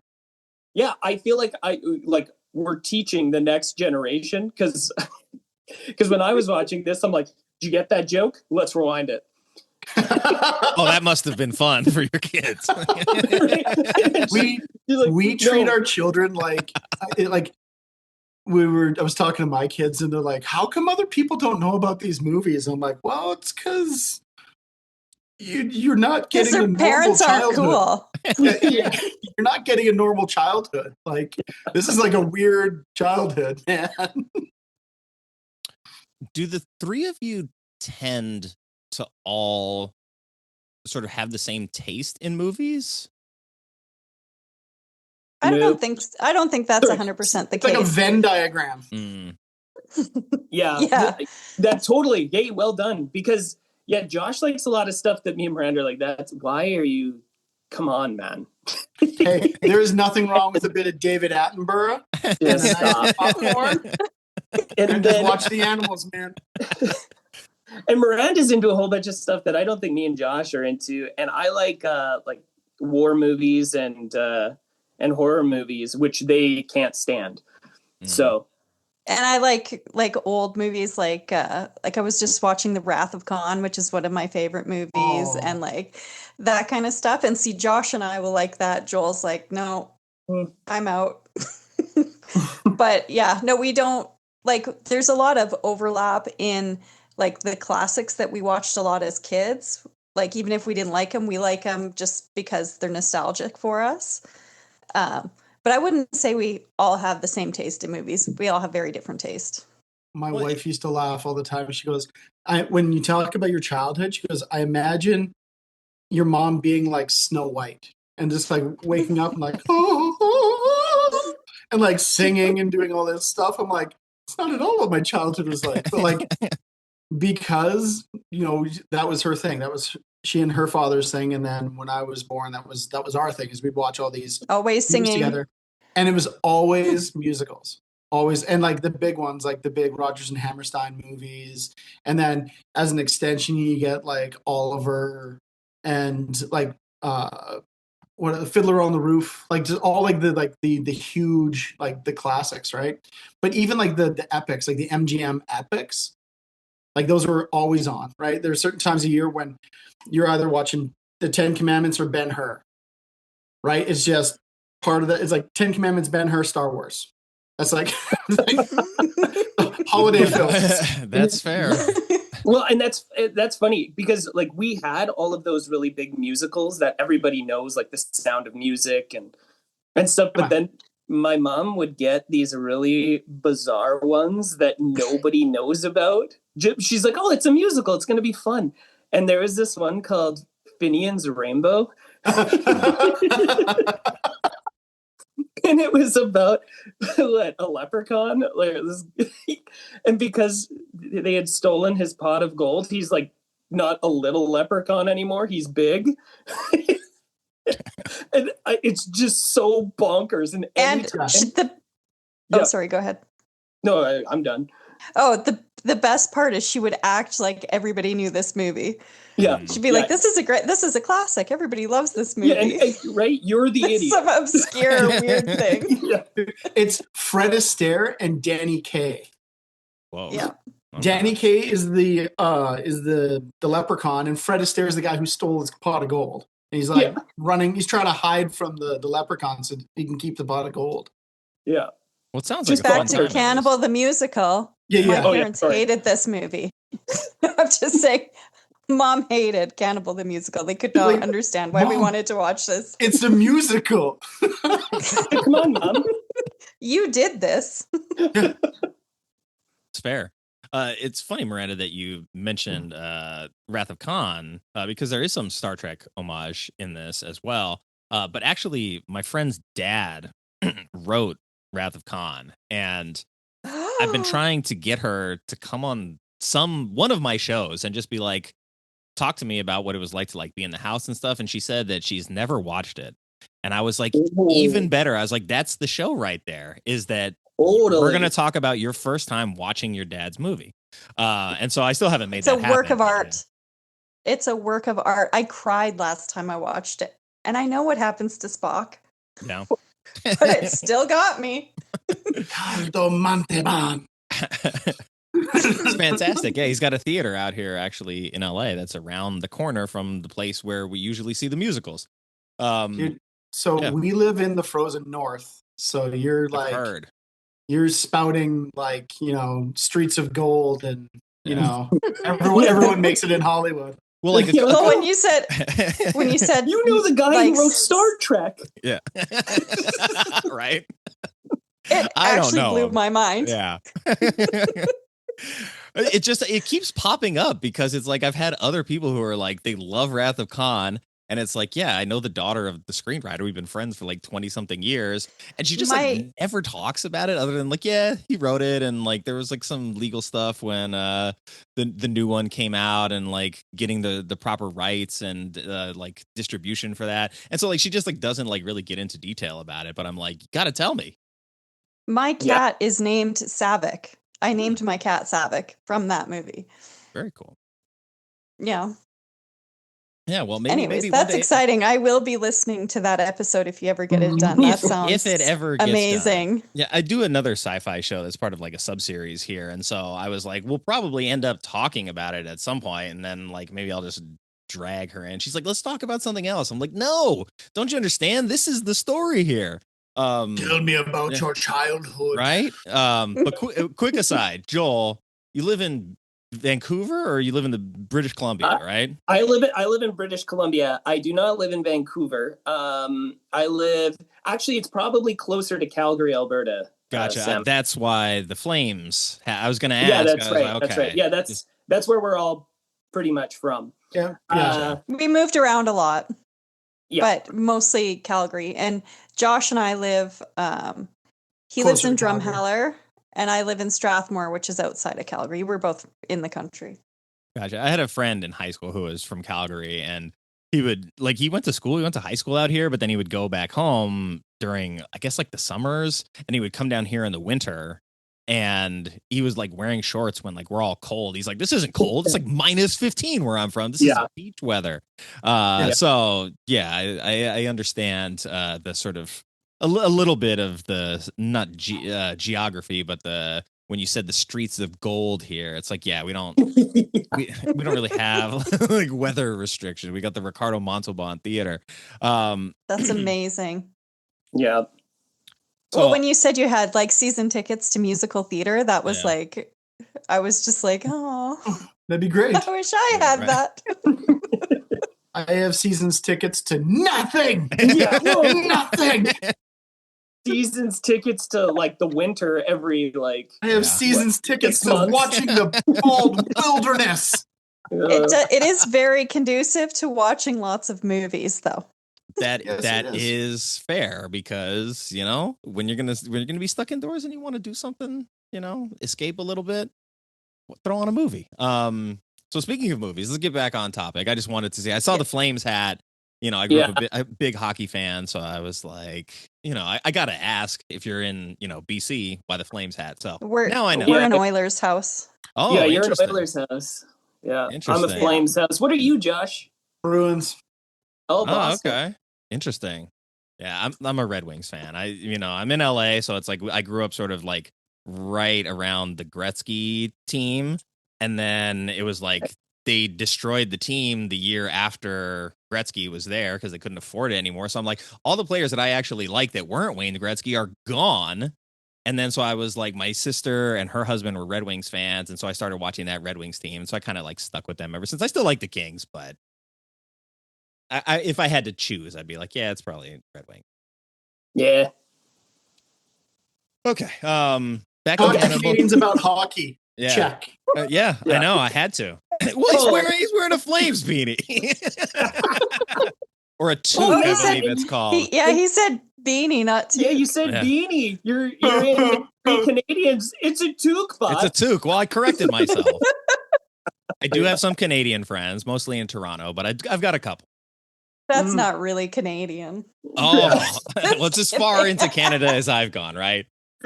Right? It's like every band that comes up, it's like US Canada tour, and it's like Toronto. Toronto, Montreal, and then like maybe a Vancouver. You're like, what the hell is this? What the hell is this? There's like 90% of a country left. Yeah. You hit 5% of the country. No offense to the Canadians, but we're gonna avoid that whole middle part where it's really cold. Yeah, we're gonna dodge that, and we're gonna go to the edges where there's big city centers. Okay. Well, Cannibal the Musical. Speaking of the cold, back in the cold. Do you want to do some trivia right now? Yes, professional faces. Time for trivia. Yeah, we've got there's only 3 questions on the board. So I think what I'll do is you'll each get a question, and then you can phone a friend, phone a family member in this case. If you need assistance with that question, somebody else can take over. So I'm just going to start at the top of my screen. That's you, Josh. Okay. So when Humphrey translates what the Indian says to the group as "Welcome to the land of blue light," the gesture he makes is actually sign language for what?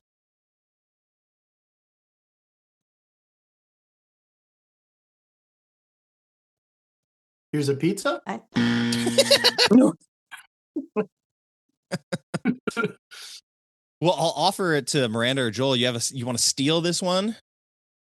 Well, it's not what he actually says, though, is it? No, the gesture he makes. Yeah. So he says one thing, and he gestures Land something of blue else. Light. Is it? Welcome to the land of blue light. Is it just my name is? Like, because doesn't he? It is not. Okay. I don't think so. At least that's not what it is listed as. So who knows? The internet's full of bullshit. Yeah. And a blue light. What he actually says in sign language is Jesus Christ is dead. No. So that's why, like, when we were talking earlier about like how they incorporate religion into their stories and their experience with it, I was like, Totally. I'm saving this one for trivia, so we'll get there. Nice. I would never have guessed that. I know. Hey. Me either. That's crazy. Okay, so question number 2, that's going to go to you, Miranda. So the drawing of Packer's mugshot shows his prisoner number as 24601, a number he shares with which prisoner from another famous musical? I don't know. Oh, man. I don't know. Josh, Joel, you're the ones I would call. Prisoner in a musical? Mm-hmm. Is it West Side Story? It is not. I'm trying to think of people in prison in musicals. Unless it's Little Shop of Horrors, but there's no prison scene in that. There's not. Maybe there should be, but there is not. Yeah, don't look at me, man. No. It is Jean Valjean from Les Mis. Oh, Les Mis. Of course, the whole thing's about prison. Oh, man. One of those, get out of here, Nick. Oh. Look, in fairness, as I was putting these questions together, I was like, these are like hard trivia questions for like a movie that's as kind of silly as it is. But, you know, in fairness, and I also made a mistake earlier. It was actually 15 different horses, not 35 different horses. That would have been... There's still an inordinate number of horses. It's a lot of horses. The horse gets a lot bigger as the movie goes on. Okay, so third and final question then. This one goes directly to you, Joel. This movie takes inspirations from many places, including the court-martial episode of which popular sci-fi TV show? Oh. Do you guys know? He mentioned it earlier. Oh, I gave you a hint. Oh, is it Star Trek? It is Star Trek. I'm wrong. Yeah. That's what my guess was going to be. The first episode of Next Gen. See, I picked up on the foreshadowing, inadvertent foreshadowing. Yeah, I was like, well, you know, I gotta leak it out a little bit. This trivia is difficult. So yeah, it was actually an episode where Captain Kirk gets court-martialed. Oh, I thought it was next gen when Q puts humankind on trial. Oh. So the scene in the courtroom with Alfred Packer where they describe what happens and he goes, but that's not what happened. That was lifted from Shatner's Kirk in that episode. That's of awesome. Star Trek. Yeah. So, they wear their influences on their sleeve. They obviously are well versed in musical theater. You see the inspirations from Oklahoma with the song in the beginning. The ballet dream sequence was like, we want to do something with dancing to mimic this scene in Oklahoma. And so this is what they come up with. And you hear him in the commentaries, like watching it. He's like, well, so that's me. That's clearly not me. That's me. That's also not me again. And so like, just to be like, we're going to throw caution to the wind. We're going to wear these inspirations very clearly on our sleeve. And probably not everybody's going to get it, but I like that they wanted to include the stuff that they really enjoyed, and the stuff specifically from the things that they enjoyed that they wanted to sort of homage to in a fun tongue-in-cheek kind of way. Yeah. Yeah. Awesome. Well, and I would like to point out that I'm the only one with a point. So yeah, no. I gave you the hint, dude. Fair. That is 0.5. We'll share it. Then you guys suck, and I'm the best. I was gonna mention too, like they parody it in Futurama as well. Right, but it's like the old, like what's his name, Captain Pike in the chair with a little single light. Correct. And instead of V'ger, they find Vagini. That's way later, but anyway. I know, but it makes me laugh. So every many time Star I Trek think references, like the great Star Trek is like, all these they were all the nerds were killed in the way befitting virgins, and they're all thrown into a volcano. He's dead, Jim. He's dead, Jim. like so anyway, that's what it made me think of. But yeah, I mean, clearly, like in all, like if you think that this is going to be your one opportunity to say thank you to all the people who created other things, you're going to drop all sorts of names and hints and show your film, was it chutzpah? Yeah, close enough. So, they pulled from a lot of stuff. And so included in that, when Alfred wakes up from his weird dream about Frenchie, he screams Ike for no apparent reason, right? And Trey later explains that in the first sort of film about Alfred Packer, which was The Legend of Alfred Packer in 1980, which was the first biopic about his life, in one scene, he also wakes up from a daydream and screams the exact same words. And in that movie, it's never explained why it happens. And so obviously they're studying the story. It's famous in Colorado, so it's urban legend territory for them. And, to include that, I think was pretty funny.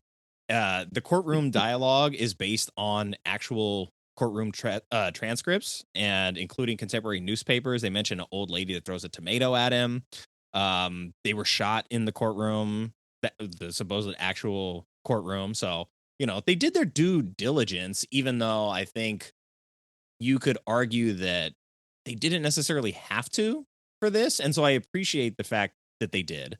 And one of just like the funny things is that, so Maso Maki, who plays the Indian chief, so he's actually the owner of Sushi Zanmai in downtown Boulder, where UCB is located. And so Trey and Matt attended college there while making the movie. And in the commentary, they're like, the sushi's great, shout out. Like, if you're ever in the area, like, go get some sushi there. And then I think what I read was that they used Japanese exchange students to fill in the rest of the tribe. And so I'm curious, like, from your perspective, having seen this so many times, why do you think the decision to go with Japanese actors as the Native Americans in this instance? They did it for pure comedy reasons. There can be no other reason why. And yeah. Oh man. I was going to say something, and then immediately I was like, no. You can imagine them having a conversation while they're eating sushi, like maybe eating sushi and being like, man, we have to have this part and this and that. And then somebody looking up and going, what if we use Japanese people instead? Like it could be that simple. or it could be like, again, like Joel said, just like, how do we make this scene? Like, it doesn't really feel, it feels like a lot of other movies. How do we set it apart from anything else? And the idea of Japanese people pretending to be Indians is pretty freaking hilarious. Yeah. And also, like, even their teepees have the Japanese flag wrapped around it. He's like, what do you mean we're not Indians? We have the teepees. Yeah, right. Yeah, and like they put like paint on their faces, and they're like, "You don't believe that we're Indians?" Yeah, it's kind of crazy. I mean, it's one of the decisions in the movie that it's asking the audience is like, you just have to like accept it and move on. Like, you cannot stop and try to like diagnose this as a problem in the film. Like, this is what we're doing, and things are just going to keep moving. And so we get the chief who's got a samurai sword, right? He's got a katana, or I think wazakashi. I don't remember the exact like, Japanese language name for it. But the sword obviously comes in handy later. But I think like there's this, again, the sort of the foreground joke and the background joke, right? The foreground joke is the sword like saves the day, cuts the noose. The background joke is he says something to him like, go get the horse.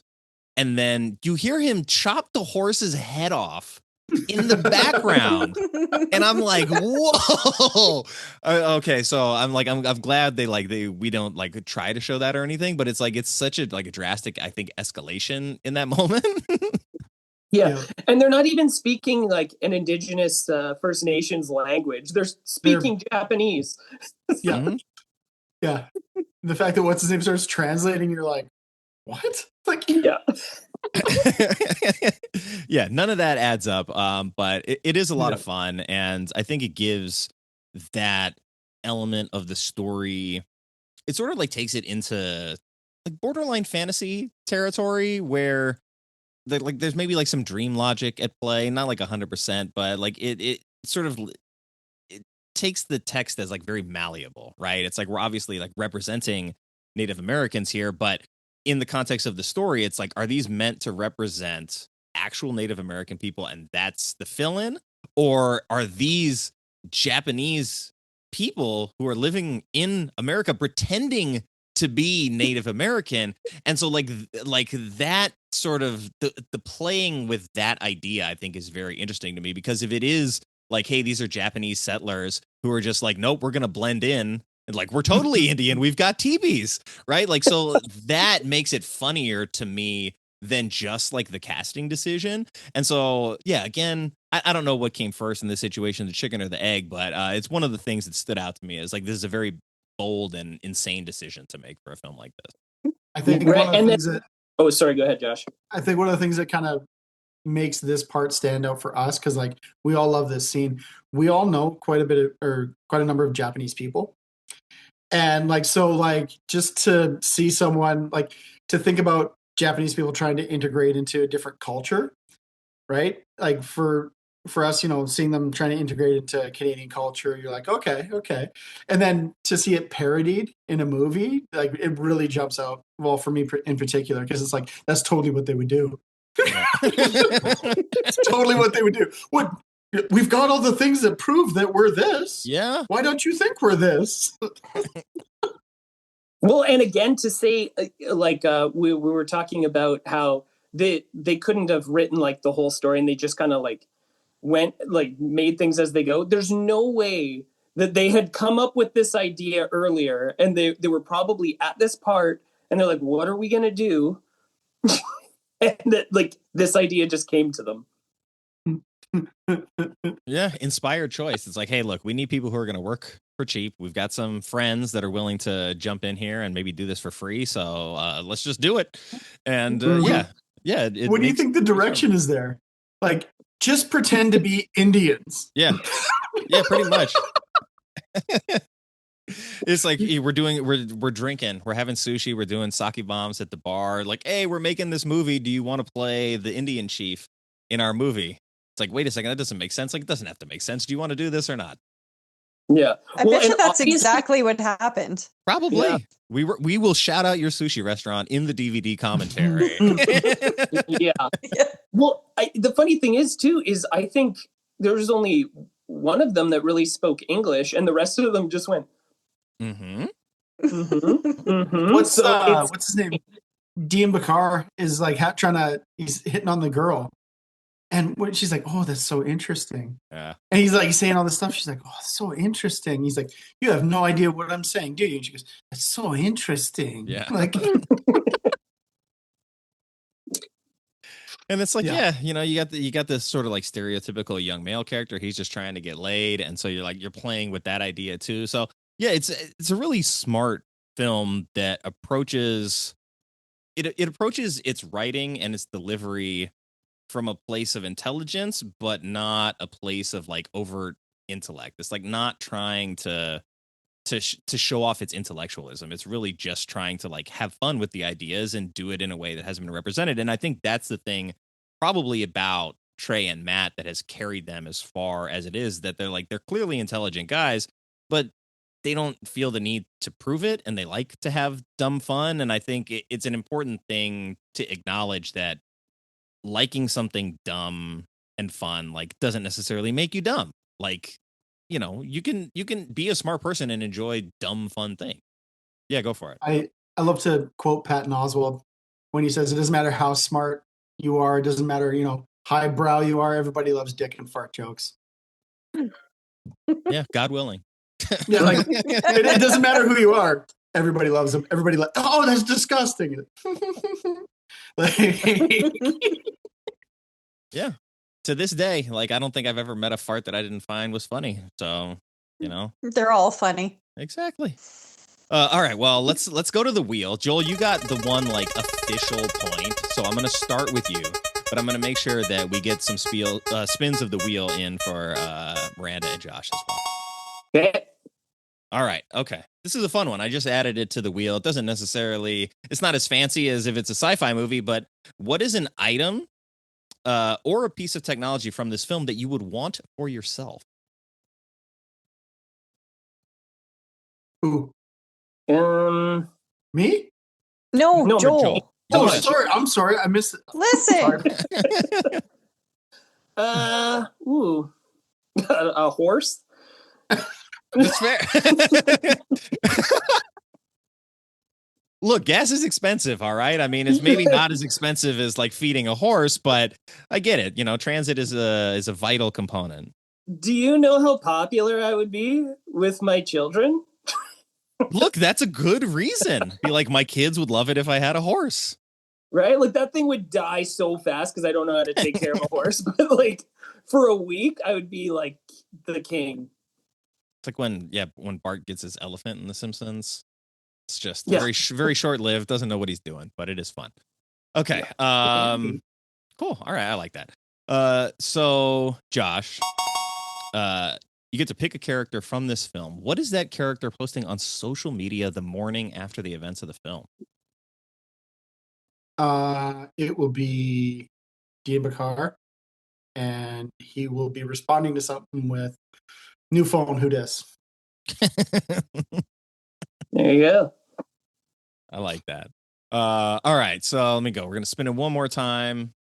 We'll get you a question, Miranda. Hopefully, it's not the I'm most. so nervous. It might not be the disgusting one. It's not. You're lucky. I can handle it. Okay. Well, that question's like it's a human centipede question, so that's not this question though. Yeah, exactly. Okay, so if you could be a character in the movie, which character would you choose and why? I think Polly, because she's a strong, independent woman. She's a journalist, and she says it about 1,000 times that she's a journalist. And she saves the day at the end of the movie.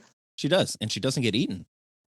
That's right. She doesn't have to participate in cannibalism either. Yeah, she doesn't have to eat or be eaten. Yep. I was going to say pretty she's safe bossy. character. I was going to say she's bossy. really bossy, just like Miranda. I'm so chill, you guys. I'm not bossy. Okay, so now we're going to go to more or less, and we are going to just get one thing from each of you that you want more of from this film and that you want less of from this film. So, Miranda, since they're calling you bossy, I'm going to give you the right to go first on this one. So, All right. what do you want more of and what do you want less of? More music. Always more music. The music is amazing. I want more music. Less of? I'm not sure. Maybe less Cyclops squirt would be just slightly less because it does get a little too much. What level of Cyclops squirt do you want? A little bit less. A moderate amount of squirt. 25% less cream soda coming out of that dude's face. Yeah. Okay. I like that. All right. So, Josh, we'll go to you now. Give me one thing you want more of and one thing that you want less of. I can't get enough of ice tap dancing. I don't know why that was so hard to say. Ice tap dancing. I want more of it. Give me more of it. Less. I don't know. As opposed to my sister, I do feel there's the right level of Cyclops eye squirting. In fact, I may even want some more of the Cyclops eye squirting. Maybe less. I don't know. I don't want any less. I want more of everything in this movie. Okay. That's fair. We'll put it in the books. And then we'll go to you, Joel. I mean, one thing you want more of and one thing that you want less of. You know what? I could have used a little more gore for this one. I think I could have, because it's like, it's like, especially like with all trauma movies, this one's pretty tame compared to those ones. But I mean, not that it's not there. Like it's just fine. But like, I think I could have used more of that. And then less of this. I don't know if you noticed, but when he's in his jail cell, he's building this little wooden cabin. Yeah, dollhouse. Wood. And I'm like, what the hell? Just stop building the cabin. Apparently, something to do in prison. Apparently, that's something that Alfred Packer actually did. To pass time in prison he was building dollhouses. Yeah. No joke. And so, Trey said something like, we wanted to be authentic. And I'm like, that's a detail that, again, you don't need to include in this movie. Nobody outside of Colorado is going to be like, he wasn't building dollhouses or, so it just shows that like they did their research on the topic and they took it seriously and they wanted to present it. And it's a thing where like you mentioned, like, why is he doing this? Right. And so I sort of like asked myself the question, like, what is he building? And then when I read about it, I'm like, oh, it's interesting that they decided to include that as a piece of like character detail. Right. Well, now that you said it, it's not funny, Nick. I've ruined it. I'm sorry. Yeah. Okay. Well, was there anything else specifically that any of you wanted to touch on? I know, like, I don't know how detailed you take notes. Was there something that like you really wanted to make sure that you mentioned that we did not talk about yet? I don't know. I think there's a fine line with, I did want to mention this with Trey Parker and Matt Stone. I don't know how many times I've heard somebody like, if there's like an episode of South Park or like, or it's one of their movies, I've heard people be like, that's so dumb. Like this joke is so dumb, or like, this is dumb. But like, if you really kind of study their joke and how they thought about it, they're so ridiculously clever. And the joke might be dumb or the story might be dumb or whatever, but it's so funny. And I think they ride that line so well with like, I think there's like quite a few people who think it's stupid, but it's like, it's so funny. Just for a second, like look at what they have just done. Well, sometimes too, it's not even like what they say, but it's how they say it. Like at the beginning, there's a bit during the court case when he's the lawyer is explaining what he thinks happens, and it's showing all the like gory bits, and then it cuts back to the courtroom and you just hear someone go, ew, gross. Yeah. And that stuck in my head, and I still to this day I'm always like, ew, gross. Even when you think about, was it Orgasmo? The moment like they press play or record on the movie, it's like, yeah, I can too. Like, I can too. Yeah, I can too. Like the intonation is not the joke, but it adds to the joke. And you see that a lot here. It's like it's time, like not only comedic timing, but like how it's presented. Because again, it's stupid, but we're talking about it right now. So it achieved. It still its makes goal. us laugh. Yeah. Yeah, it still makes us laugh all the time. Well, I think when they're first getting ready to head to the Colorado territory, and they're about to nominate Alfred to be the one to lead them. One of them says, "Let's get packing," something like that, and you see Matt like grab his ass, like sort of like, and so like the implication is the joke is that like he's afraid that he's gonna get boinked in the ass, and so to include that and to like it's so subtle, like you may not even see it, but like they talked about it in the commentary because they're like going over who's in that scene, and they had like their film professors in that scene, and they had some friends, and like I think multiple professors actually from the college were there, so they know exactly what they're doing and how they want to do it. And I think there is like a distinction to be made between how a joke is delivered, which can sometimes be dumb for intention, or it can be delivered by a stupid or a dumb character with intention. That doesn't speak to the intonation and the intent of the joke, which is coming from a place that is much more like intelligent and intellectual than what ends up being on the final product. And like the discrepancy between the two is sort of like their bread and butter. Yeah, I think so. I think I wanted to touch on that because I'm not sure how many times like someone's like, "Meh, can't believe you like that." You're just like, "What? How do you not like this?" Be like, "Hey, I'm not alone. Look, the scores vindicate me. Everybody likes this movie apparently, or at least enough of people for it to have a 82% audience score on Rotten Tomatoes." So, but who is talking about it, man? Who is talking about it? Unless there's like this weird underground subculture that we've never tapped into, and we've just been riding our own. Yeah. Well, all right. So speaking of who's talking about it, usually I don't always do this, but I got some responses. So we're going to do a little mail call here. You've got mail. And I got some friends. One of them who, when he responded, I was just like, how did I know it was going to be this guy? Not in a bad way, but I was like, this makes sense. So Seth from Movie Friends, he said, this was an important movie for me in my adolescence. My manager at work lent it to me, and it was one of the first real low budget movies that I watched. So here again, you have somebody who's a little bit older, who's like, I'm passing this along to somebody else and introducing it to them, just like you've all done with your children.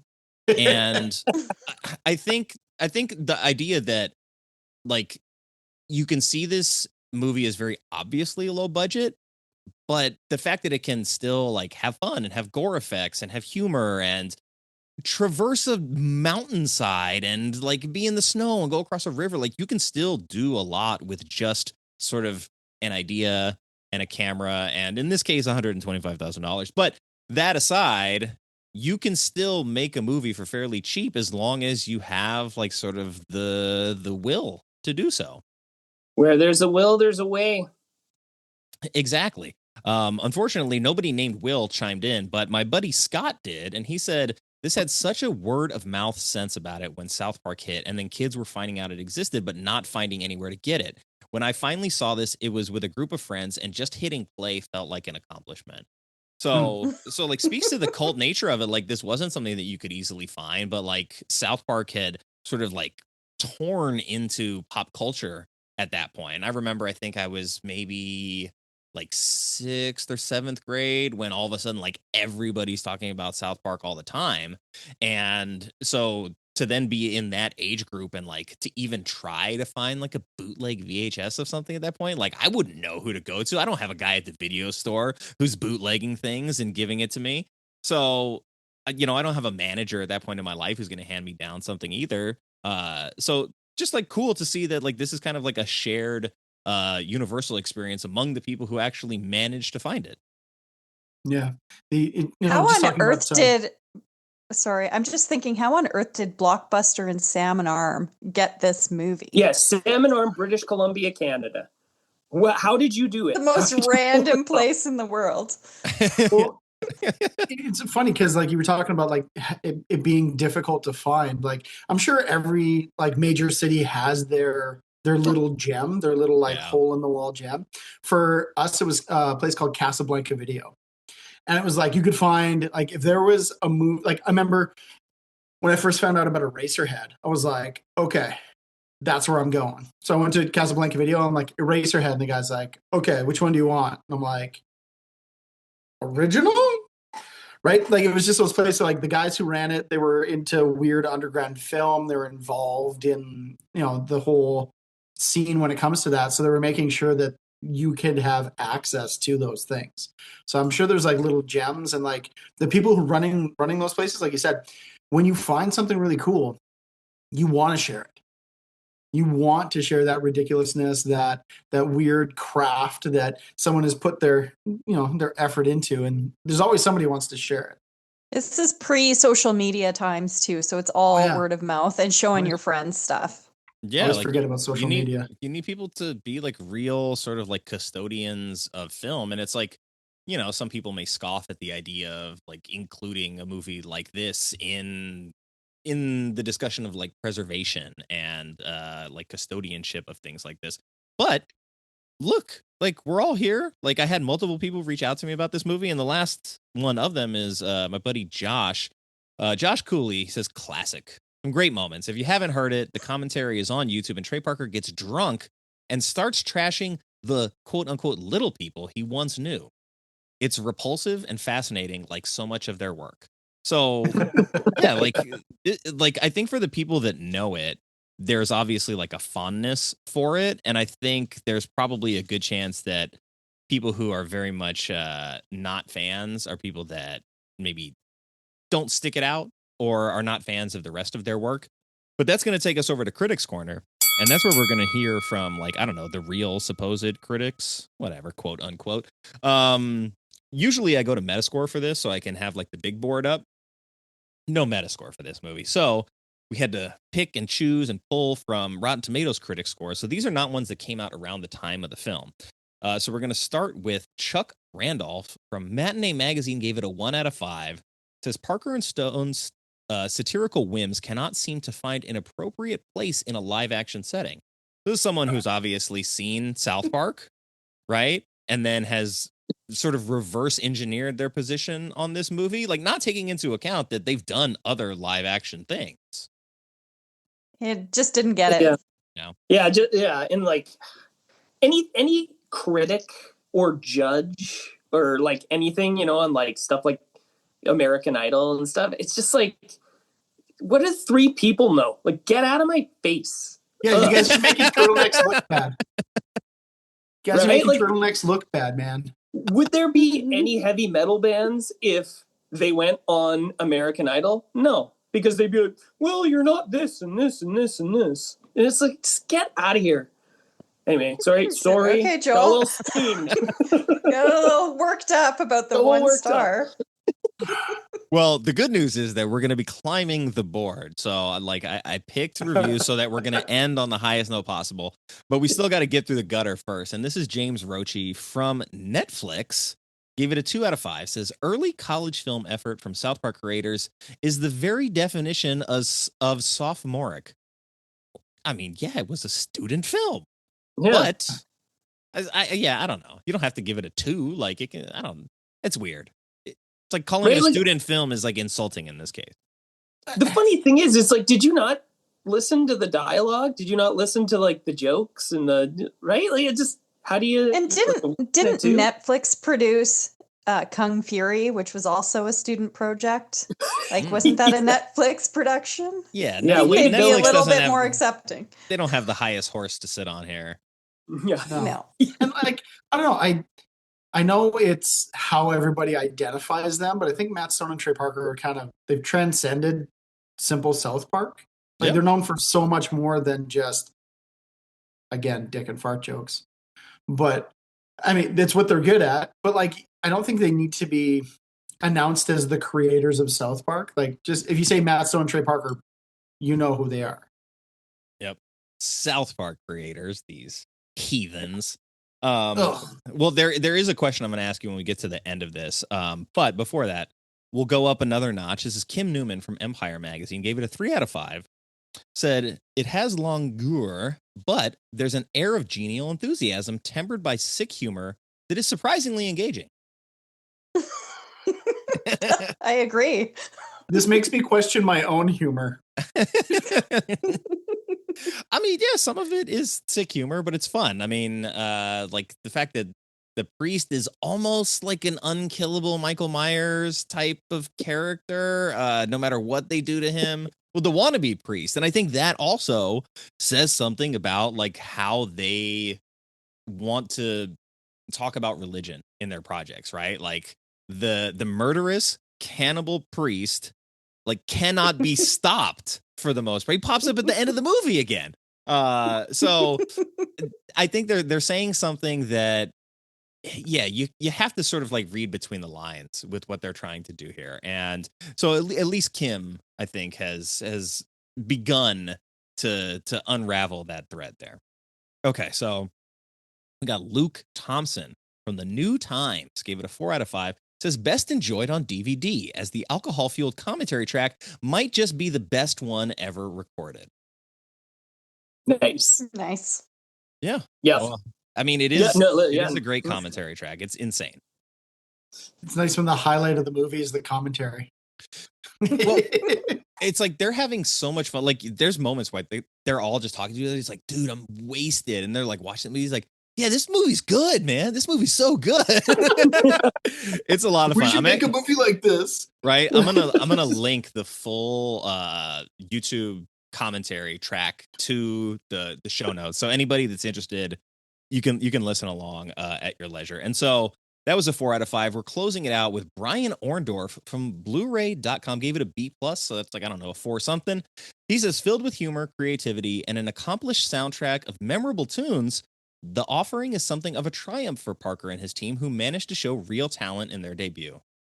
But close it out with a good one. So Awesome. because we talked about like sort of critics' perception and stuff like that. So this is my question that I've been sort of pondering since we started here.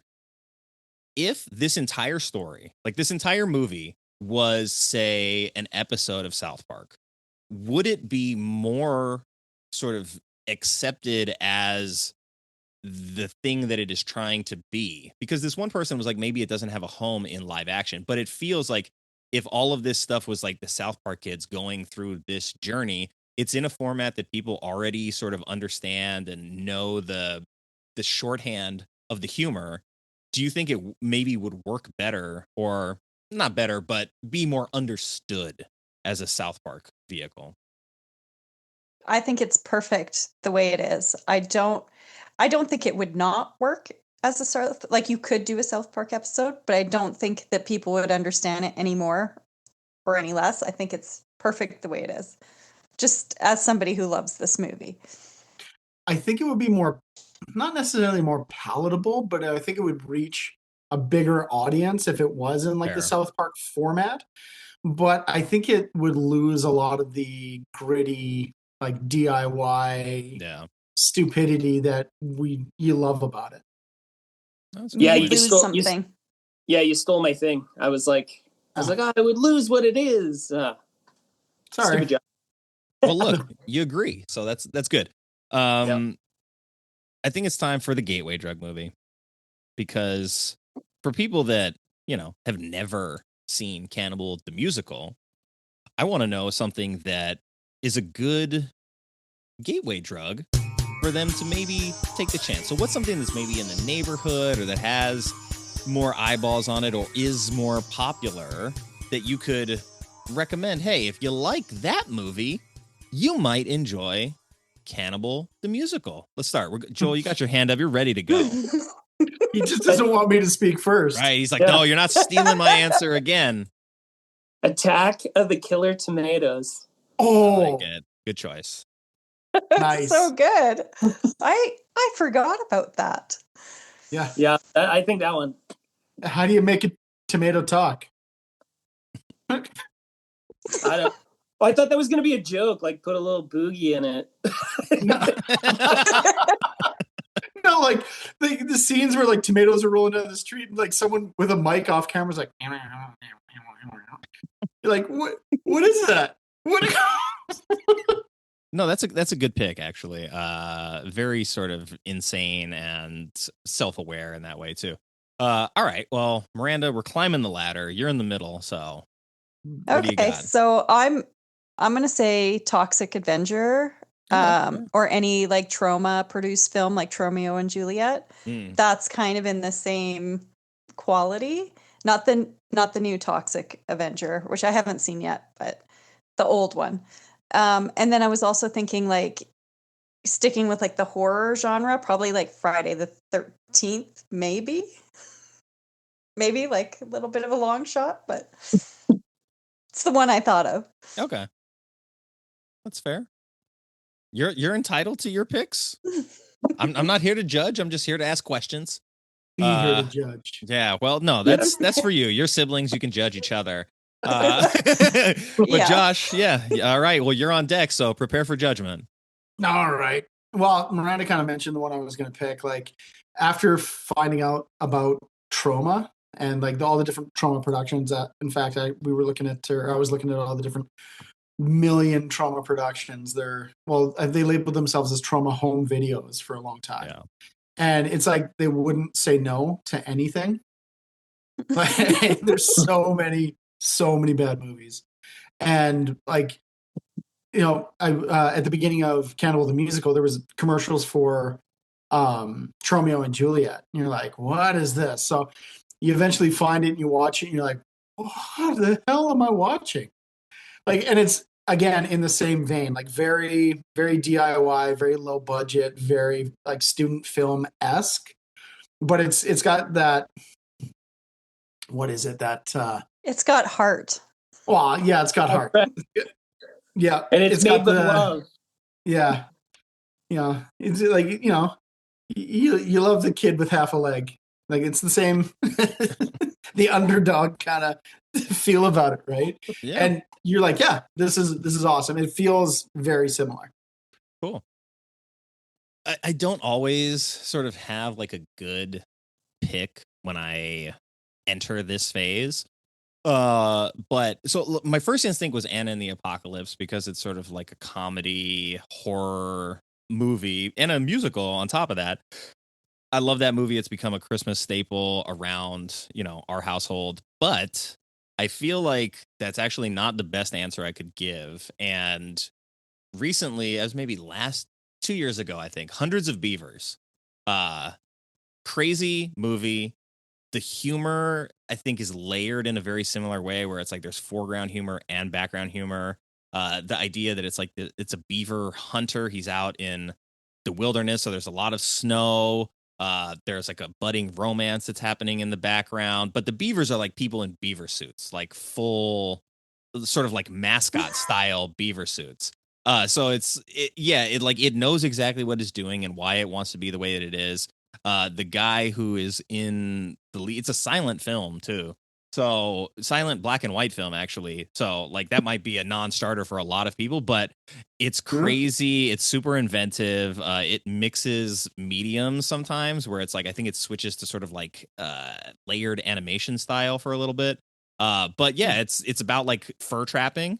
So there's like, I don't know, there's a lot of connective tissue. It was super popular a couple years ago. And I think it's good. And if you like that, I think the humor kind of exists on the same plane, I would say. I thought of one more. Yeah, please. Tucker and Dale versus Evil. Okay, yeah. Oh, it was after the Anna and the Apocalypse, which is a good pick. It is. Yeah. That movie. That movie's like really well produced, though. It is, so I'm but not it's got that same feel, like that accidental horror. Yeah, that's what. It's got that feel, you know, for me. And obviously for internal show promotion purposes, like Ravenous, but you know, you can listen to me talk about Ravenous with horror author Jonathan Jans, who's going to be back on the podcast to kick off February for Horror Month.